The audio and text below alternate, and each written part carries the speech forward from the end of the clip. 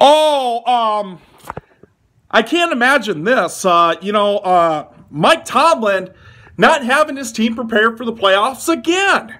Oh, my goodness. And I know the excuses are coming. Well, Mason Rudolph sucks. Really? That's not what you were saying 2 weeks ago on my channel. Last week, and even last week and the week before.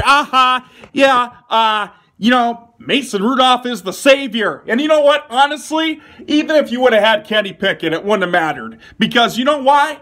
You got a problem. I don't know where I was going.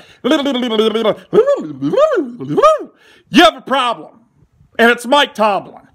Mike Tomlin cannot win in the big game. He has one Super Bowl win, and the only reason that happened, I keep telling you guys, is because of Dick LeBeau and that 100-yard interception return that, I swear it was Larry Foote, but some people say it was Harrison, but whatever. That and a spectacular catch by Santonio Holmes. And guess what? He still almost lost that game. And let's talk about the playoffs now. He loses to Baker Mayfield, okay? During COVID, when they don't even have their head coach, he lost to Tim Tebow on the only throw Tebow knows how to make. I mean, Tebow is one of the worst quarterbacks to ever play the game. And he lost to him. He lost to David Garrard. He lost to Blake Bortles. And that's just the playoffs. He should have lost to A.J. McCarron. And the regular season, he loses to Terrell Pryor. And he played us, like 2 or 3 years ago? And we had Ryan Finley, and he lost to him? The following year, Finley was out of the league. What's that tell you? Mike Tomlin is the most overrated coach, and I'm so tired of everybody defending him. Listen, I'm not dogging the Steelers, but you know what? I've had people on my channel try to defend this clown to me. This guy is the most overrated coach ever. And any Steeler fan that knows football knows that. This guy, just every single time, you're not playing the Cleveland Browns or the Cincinnati Bengals with a backup quarterback standing on one leg. Yeah, if you think about it, Pittsburgh had everything. Pittsburgh had no business even being here. But they were here by default because the Browns and Bengals both had their starting quarterbacks out both times. And, Mike Tomlin lost back-to-back games at home against 2-10 teams. Now, what other coach could do this and still keep their job? But you know what? He will keep his job. You know why? Because Black Lives Matter. Black Lives Matter. You fire Mike Tomlin, you're considered a racist. And don't try to sit here and deny it because you know exactly that's the reason why. So, but they'll call out Bill Belichick. You know, he has one bad season out of 25, 26? He has one bad season and they ridicule him? Yeah, he lost the best quarterback ever, and he was stuck with Mac Jones and Bradley Zepp, for God's sakes. So, yeah, but they'll ridicule Bill Belichick. They're going to ridicule Mike McCarthy. Mike McCarthy gave up 48 points at home to the frickin' Packers. I mean, granted, Jordan Love's an upcoming quarterback, but Dallas, you're supposed to be this... You're supposed to be the Super Bowl going team. You should be in the Super Bowl, but you can't get your team prepared. They'll ridicule Jerry Jones and Mike McCarthy, but you watch. Mike Tomlin will get a pass, and he'll keep his job because he has that black shield of protection. That's why. Nobody will say that, and even the announcers right now, well, Mike Tomlin just, he didn't have Kenny Pickett, and God, he's doing such a great job. Now, if this was Mike McCarthy or Bill Belichick, they would be ridiculed left and right. So, guess what?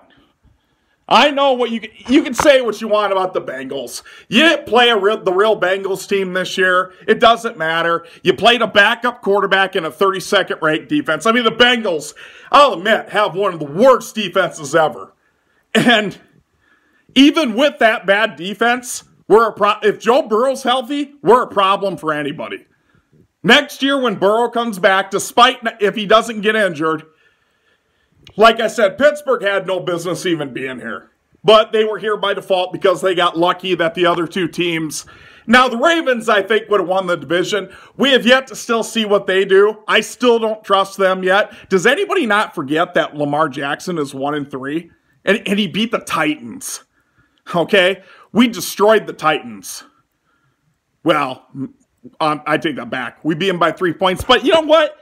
Even in Buffalo, we beat Buffalo last year at this time, 27-10. Should have been 34-10, but a touchdown was taken away from us because of the refs. But anyway, that's neither here or there.